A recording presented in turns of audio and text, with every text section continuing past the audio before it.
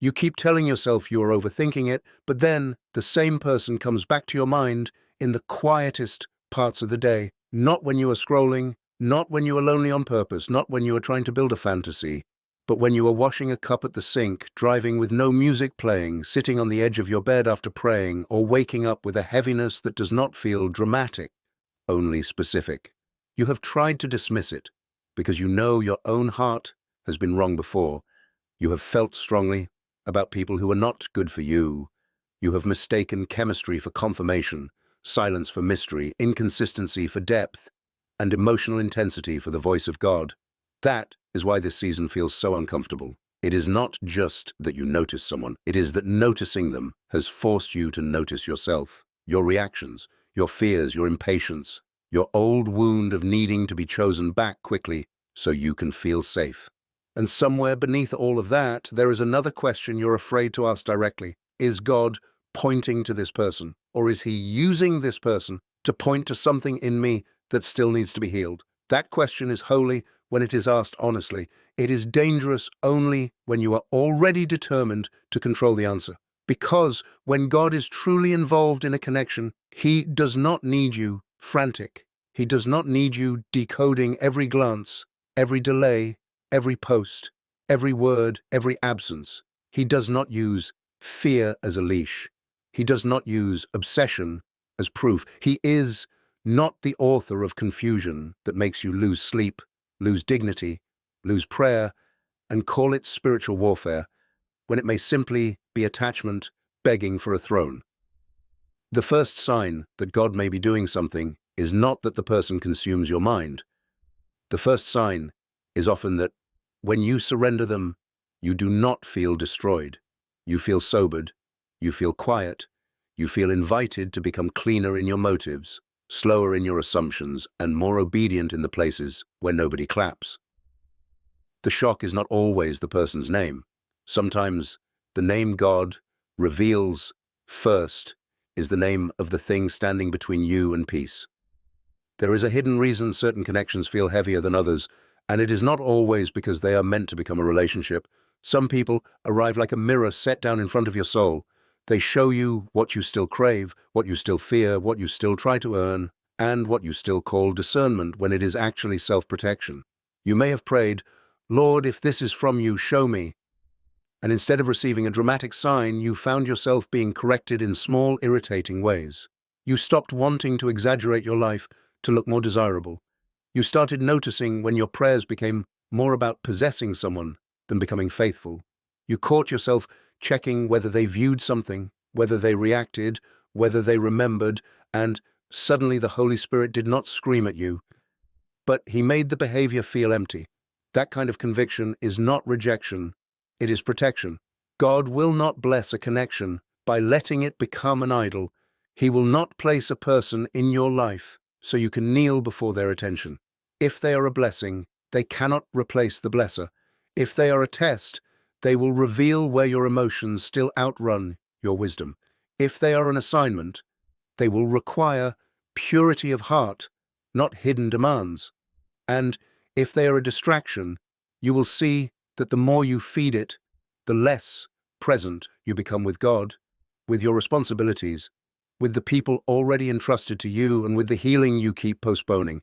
A divine connection can stir you, but it will not steal you from yourself. It may make you more aware, but it will not make you manipulative. It may awaken tenderness, but it will not require you to chase someone who is not showing honor, consistency, humility, or basic respect. There is a difference between waiting with faith and waiting because you are addicted to uncertainty. There is a difference between praying for clarity and repeatedly asking God to bless what your spirit already knows is draining you. The chosen are not chosen to live in fantasy. They are chosen to walk in truth, even when truth feels less romantic than the story they hoped for. Many people misread outward behavior because they are hungry for meaning. A person says your name gently, and suddenly you begin building a future. They remember a small detail, and your heart calls it confirmation. They disappear for 3 days and return with warmth, and you call the distance a test from God instead of asking whether their pattern has fruit. This is where discernment must become practical. Watch how they treat people they do not need. Watch what happens when they are inconvenienced. Notice whether their kindness has consistency or only appears when they want admiration. Notice whether their faith produces humility or just language. Notice whether being near them makes you more prayerful, more steady, more honest, and more submitted to God, or whether it makes you anxious, secretive, competitive, and desperate for signs. God can use attraction, but attraction alone is a poor shepherd. God can allow repeated reminders, but repetition alone is not a command. You may see their name somewhere unexpected, hear it in a conversation, remember them during prayer, or feel a burden to intercede, and still that does not mean you are supposed to force access into their life. Sometimes it means pray and release. Sometimes it means pay attention without interfering. Sometimes it means God is teaching you to care without controlling the outcome. That is a deeper kind of love than the one your flesh wants. If this distinction lands somewhere tender in you, like this video quietly, not as a performance, but as a small agreement that you are willing to seek truth over fantasy. Because the enemy does not always attack chosen people by sending obvious darkness. Sometimes he offers a beautiful confusion, one that sounds spiritual enough to keep you from asking hard questions. He will let you call obsession burden. He will let you call impatience urgency. He will let you call emotional dependency divine connection.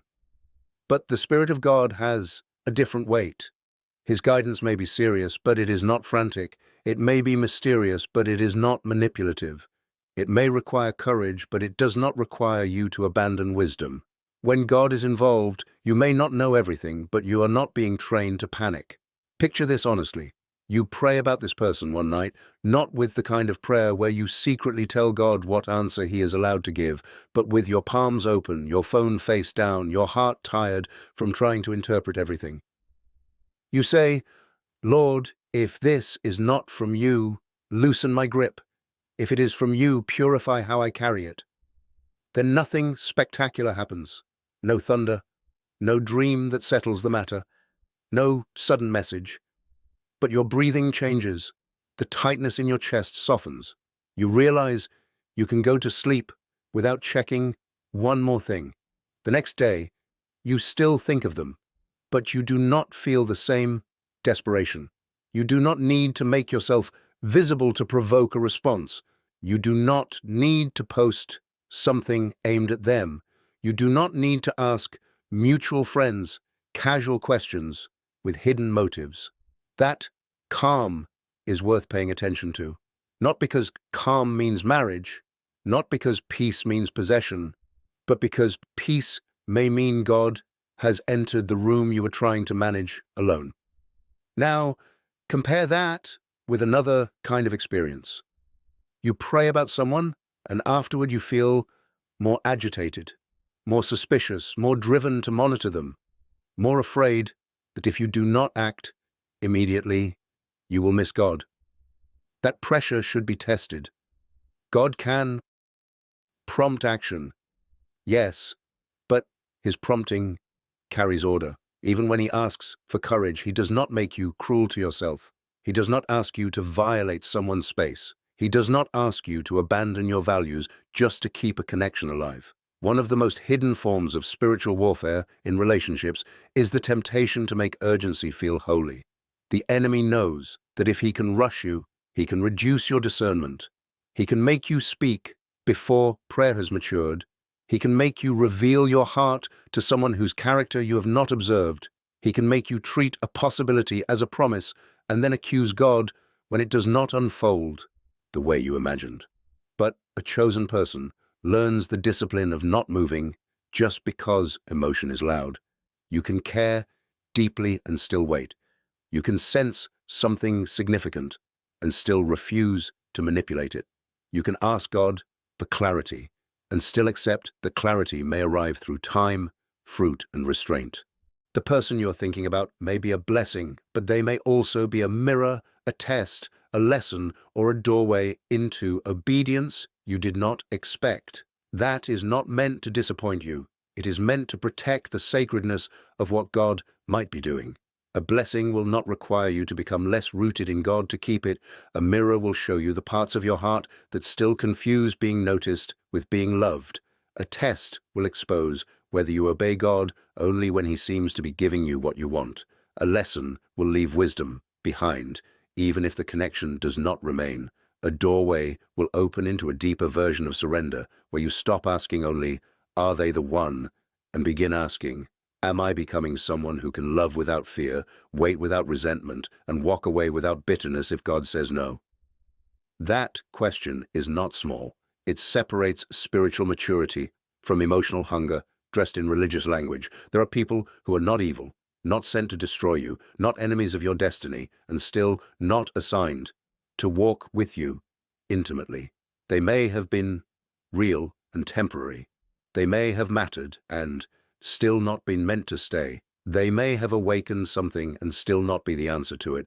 Do not make someone a villain just because God used distance to teach you boundaries. Do not make yourself superior because you feel spiritually sensitive. Being chosen does not mean you see what everyone else cannot see, and therefore everyone must trust your interpretation. Being chosen means you submit what you see to God and allow Him to correct you. It means you are willing to let the fruit speak louder than your longing. It means you can recognize that someone's silence may simply be silence, not a coded, prophetic message. It means you can bless someone without demanding that they become the fulfillment of your private revelation. That is hard because the heart wants certainty quickly, but God often matures His people by making them carry uncertainty without turning it into control. In that waiting, the connection is revealed not only by what happens between you and them, but by what happens inside you while nothing obvious is happening at all. There is a counterexample you need to hold close because it will keep you from spiritualizing pain that God is trying to rescue you from. Suppose every time you interact with this person, you leave unsettled. They speak warmly in private but avoid accountability in public. They make you feel chosen one day and disposable the next. They pull you into emotional closeness without clarity, then act surprised when your heart responds. They use spiritual words but do not show spiritual fruit. They enjoy being needed, but they do not protect your peace. You pray afterward and feel not conviction that leads to growth, but a fog that makes you doubt your worth. That is not the same as God refining you. Refinement may hurt, but it produces sobriety, humility, and cleaner love. Confusion produces loops. You keep rehearsing conversations. You keep wondering what you did wrong. You keep lowering your standards to preserve access. You keep telling yourself patience means accepting inconsistency. That is where you must be honest enough to admit that not every open door is from God, and not every intense connection deserves a place in your future. The devil does not need to make you rebellious if he can make you romantically distracted, emotionally dependent, and spiritually exhausted. He does not need you to deny God with your mouth if your attention is quietly being trained to orbit a person more than the presence of God. This is why obedience may look very unromantic for a while. It may look like muting something that keeps provoking anxiety. It may look like not sending the message you drafted 3 times. It may look like deleting the screenshot you kept rereading for hidden meaning. It may look like telling God, "I will not build a theology around someone's inconsistency." It may look like choosing not to punish them, not to expose them, not to chase them, and not to turn your hurt into a prophecy against them. That is not weakness. That is warfare with clean hands. A chosen person does not win by making someone regret losing them. A chosen person wins by refusing to lose themselves while waiting for God to make the truth plain. Sometimes the victory is not getting the person. Sometimes the victory is getting your peace back without hardening your heart. But there is another side, and it must be handled with reverence. Sometimes God does place a person on your heart in a way that is not random. Not because you forced signs, not because you searched their name until the algorithm fed your obsession, not because you bent every coincidence into confirmation, but because the burden remains pure even after surrender. You can go weeks without feeding the thought, and still in prayer their name rises with a quiet tenderness that does not demand possession. You may feel led to pray for their strength, their healing, their obedience, their family, their calling, without needing them to know. That kind of burden has a different fragrance. It makes you less selfish, not more consumed. It makes you ask God to bless them, even if you are not the one beside them. It makes you desire their holiness more than their attention. And if the connection is meant to become something mutual, God knows how to build it without requiring you to violate peace. He can create timing that does not need manipulation. He can allow conversation to open naturally. He can reveal character slowly enough for wisdom to stay awake. He can show you whether there is consistency, respect, shared direction, emotional responsibility, and a willingness to honor God in the process. Notice how ordinary that sounds. Divine things do not always arrive wrapped in spectacle. Sometimes they arrive through steady behavior. Someone keeps their word, apologizes without being cornered, speaks with restraint, treats service workers with dignity, honors boundaries, listens when you speak about God, does not mock your convictions, does not rush your vulnerability, and does not make your spirit feel crowded. These are not small details. They are evidence, not proof of a guaranteed future, but evidence worth bringing into prayer. God's timing often protects the connection from being mishandled by your unhealed urgency. He may slow things down so you can see whether the peace remains when the excitement fades. He may keep the door slightly open, but not fully explained, so you learn to follow him more than the possibility. He may allow you to notice the person's flaws early, not to make you reject them harshly, but to keep you from worshipping an image. A God-ordained connection does not require blindness. It invites discernment with tenderness. The hardest part is that obedience will sometimes feel like doing nothing when your flesh wants to do something impressive. You may want to confess everything, force clarity, ask for a sign, create a moment, or make them understand the depth of what you sense. But obedience may be quieter. It may be going to work and doing your tasks with excellence while the question remains unresolved. It may be sitting with friends and choosing to be present instead of checking your phone under the table. It may be reading scripture not to find a coded answer about them, but to let God correct the anxious places in you. And it may be admitting to a trusted, wise person, I think God to be highlighting someone, but I do not want to deceive myself, and then allowing them to ask questions you would rather avoid. Are you peaceful or panicked? Are they available emotionally and practically? Is there mutual honor or only private hope? Has God asked you to act, or are you afraid silence means nothing is happening?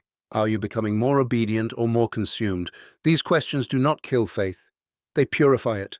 Leave a comment with this one answer. What has this connection taught you to surrender? Not what do you hope God gives you? Not what sign did you see, but what have you had to place on the altar because of what this person stirred in you? That answer will reveal more than you expect, because sometimes the person's name is not the main revelation. Sometimes the name that shocks you is control. Sometimes it is fear. Sometimes it is rejection. Sometimes it is waiting. Sometimes it is healing. And sometimes quietly it is obedience. God may let a person become the place where you finally see the thing that has been governing your relationships for years. He may use their presence, their absence, their kindness, or their inconsistency to expose the pattern you kept carrying into every connection. That is mercy, even when it hurts. God is not playing with your heart. He is teaching your heart how to stop playing with fire and calling it destiny. If you are in a season of silence, do not rush to interpret silence as rejection, and do not rush to interpret it as hidden confirmation. Silence is often where motives become visible. When nothing is happening, you discover whether you trust God or only trust movement. You discover whether you can pray without demanding emotional evidence. You discover whether you can let someone be a person instead of a prophecy you are trying to keep alive. This is where hidden preparation becomes real. It is not glamorous. It may look like therapy sessions where you finally speak about abandonment. It may look like apologizing to someone you used as emotional backup. It may look like becoming honest about jealousy, comparison, lust, fear, or the need to be rescued. It may look like learning to receive love from God before you ask another human being to quiet storms they did not create. Spiritual warfare in this area is subtle, because the enemy loves to twist legitimate desire into torment. Desire for companionship is not wrong. Wanting a faithful, God-honoring connection is not wrong. Feeling drawn to someone is not automatically sinful. The danger begins when desire stops kneeling, when it refuses correction, when it makes you bargain with God, saying, "I will obey you if you give me them." That is not surrender. That is a contract. God's love is too faithful to let you build your future on a contract with your own fear. So, He may delay, He may conceal, He may allow enough space for your nervous system to calm down and your spirit to become clear. He may not answer the way you want because the answer would become another idol. And in that hidden place, He will teach you the difference between peace and numbness, between hope and denial, between patience and passivity, between discernment and suspicion. The nuance matters. Peace does not always mean you feel happy. Sometimes peace feels like grief without panic. Sometimes peace feels like letting go while still caring. Sometimes peace feels like accepting that you do not know, and somehow your obedience can survive not knowing. And that is spiritual maturity. Not coldness, not detachment, not pretending you never cared. It is the ability to keep your heart soft without handing it to confusion. So when you think about this person again, do not immediately crown the thought as God, and do not immediately condemn yourself for having it. Bring it into the light. Ask what fruit it is producing. Ask whether it is making you more truthful, more prayerful, more patient, more humble, more whole. Ask whether you are being led or driven. The difference will show in your body, your habits, your words, and your choices. Being led allows you to breathe. Being driven makes you bargain with your dignity. Being led can wait for God's order. Being driven calls delay a threat. Being led respects another person's will. Being driven treats them like a missing piece you must obtain. The name may shock you because you expected God to simply say theirs, and instead, He may be saying yours. He may be calling you back to the version of you that does not chase confusion, does not worship attention, does not confuse pain with depth, and does not need to force a door to prove faith. Or He may, in time, reveal that this connection has a purpose beyond what you can see right now. But if it is from Him, it will not require you to become frantic to keep it alive. It will not demand secrecy that corrodes your peace. It will not make you abandon wisdom, ignore character, or mistake anxiety for revelation. God's hand is strong enough to guide without tormenting you. His timing is precise enough to open what belongs without your manipulation. His protection is kind enough to close what would have consumed you, even if you once called it beautiful. The chosen do not need to be loud about being chosen. They learn to be clean in the hidden places. They learn to wait without turning, waiting into obsession. They learn to love without possession, release without hatred, and discern without fear. And when the truth finally becomes visible, whether the person stays, leaves, returns, or simply reveals what had to be healed, you will understand something you could not understand while you were still trembling for an answer. God was never just showing you a person. He was showing you what peace feels like when it no longer has to beg.